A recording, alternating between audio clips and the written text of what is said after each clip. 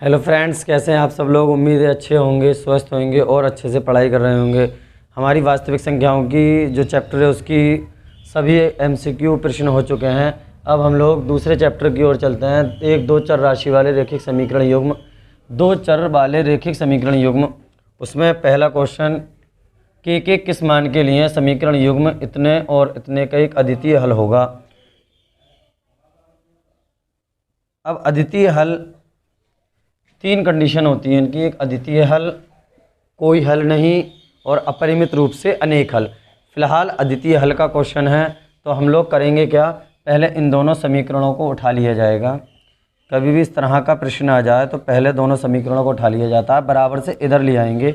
इधर आके ये माइनस का 3 बराबर 0, इस वाली समीकरण को भी उठा लिया जाएगा। 3x प्लस ky इधर लेके आएंगे तो माइनस का 1 बराबर 0। अब अद्वितीय हल, सबसे पहले रैखिक समीकरण युग्म, रैखिक समीकरण युग्म a1x plus b1y plus c1 बराबर 0, a2x plus b2y plus c2 बराबर 0 से तुलना।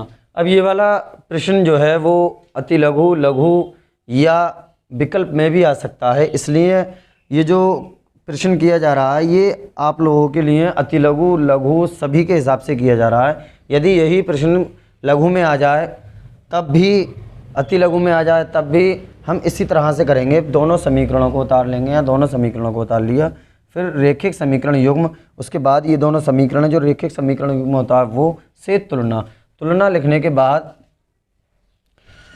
x के कोफिशिएंट, x का गुणांक पहले वाले समीकरण में a1, तो पहली वाली का x का गुणांक a1 कहा जाएगा। x के बराबर में कुछ भी नहीं है गुणांक तो 1 माना जाता है, यानी a1 बराबर 1, b1 बराबर -2 और c1 बराबर -3। इसी प्रकार दूसरी वाली समीकरण में a2 बराबर x के कोफिशिएंट ऑफ x यानी a2 बराबर 3, b2 बराबर k और c2 बराबर -1। अब अद्वितीय हल होने के लिए, अद्वितीय प्रश्न के अनुसार अद्वितीय हल, तो अद्वितीय हल के लिए कंडीशन होती है, अद्वितीय हल के लिए a1 upon a2 not equals to b1 upon b2 होता है। a1 अपॉन a2, a1 का मान 1 अपॉन a2 का मान 3 नॉट इक्वल्स टू b1 का मान -2 अपॉन b2 का मान k, cross multiply k is not equals to -6, तो k बराबर -6, k बराबर -6 हमारा ऑप्शन डी सही हो जाएगा। अब यही सवाल आप लोगों का अति लघु, लघु में भी आ सकता है। यदि विकल्प में सवाल आए तो हम लोगों को इतना बड़ा करने की ज़रूरत नहीं है, क्योंकि उसमें OMR सीट सिर्फ भरी जाती है। हमें करना क्या है, हमें डायरेक्ट, बस डायरेक्ट, यदि अति लघु, लघु में आ जाए तो ये पूरा फॉर्मेट हो गया, बिल्कुल ऐसे ही करना है।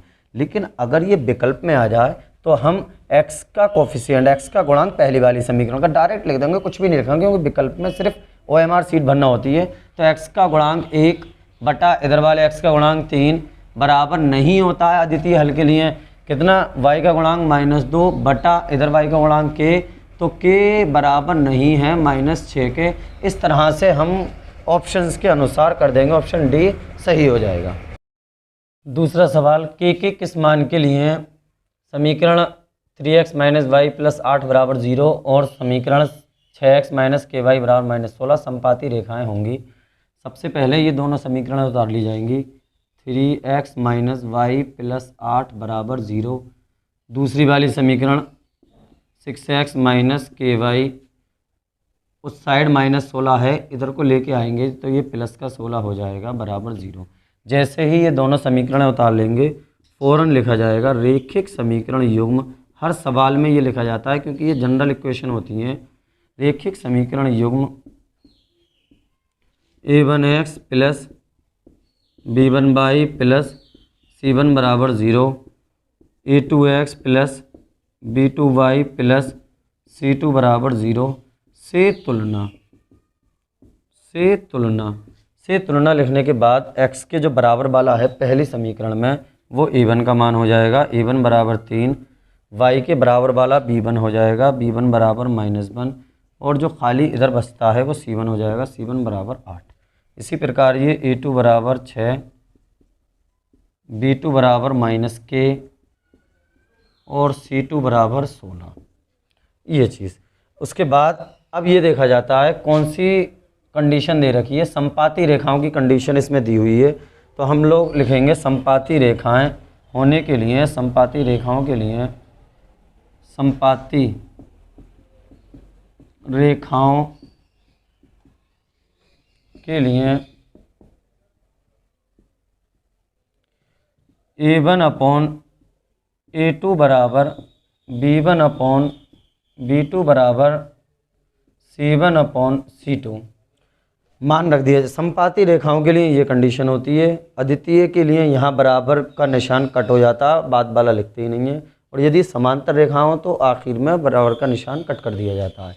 यहाँ पर मान रख देंगे जगह पर 3/6 बराबर -1/-k बराबर c1 8/16।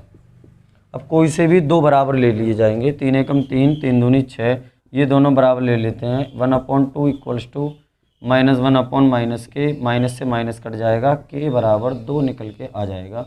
यदि अति लघु या लघु में ये क्वेश्चन आ जाए, ये प्रश्न आ जाए, तो हम लोग इस तरह से करेंगे। पूरा फुल पहले दोनों समीकरणें उतार ली, उसके बाद हर सवाल में रेखिक समीकरण युग्म, इससे रेखिक समीकरण युग्म लिखने के बाद ये दोनों लिख देंगे से तुलना। फिर पहली समीकरण में x का गुणांक a1, y का गुणांक b1, खाली c1, a2, b2, c2। फिर उसके बाद इस कंडीशन समपाती रेखाओं की दी हुई है। समपाती रेखाओं के लिए ये कंडीशन होती है, जगह पर मान रख दिए, क्रॉस मल्टीप्लाई कर ली, उत्तर निकल के आ गया।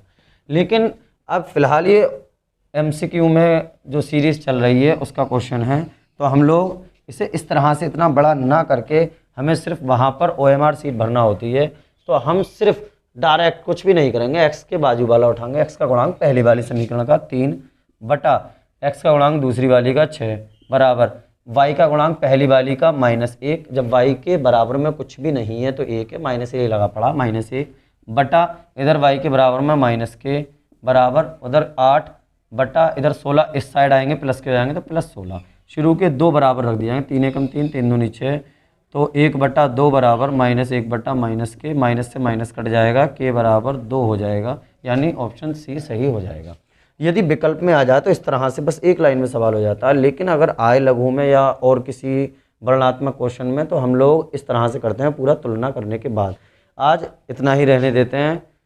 हम लोग MCQ की सीरीज़ चल रही है, जो 2 चर राशि वाले रेखिक समीकरण युग्म की ये पहली वीडियो थी।